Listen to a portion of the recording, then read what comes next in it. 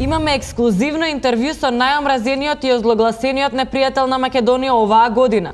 Да видиме што има тој бел гад да каже во своја одбрана. И не се работи за Сорос. Во ред, господине, но јас не го оправдувам тоа, ве молам. Се наоѓаме со една од најомразените личности во Македонија. Зошто го правите ова? Кој е поточно? Зошто мразите Македонија? Напротив, не сам јас ја сакам Македонија, овде можам да се задржам најмногу и да се чувствувам како дома. Во другите земји ме ништат нормално стандарда, овде кај уште еднаш ми се докажува македонската гостопримливост. Нормално го сакам и македонскиот народ, бидејќи читав кога се жалевте дека ви е топло, па баш заради тоа и ради жалбите против комарците дојдов. А што имате вие конкретно против мене? Македонија пат.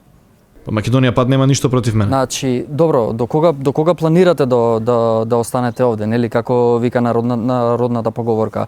И волкот сити, мајки. Што? До кога планирате да останете овде? Ќе поседам сигурно уште некое време.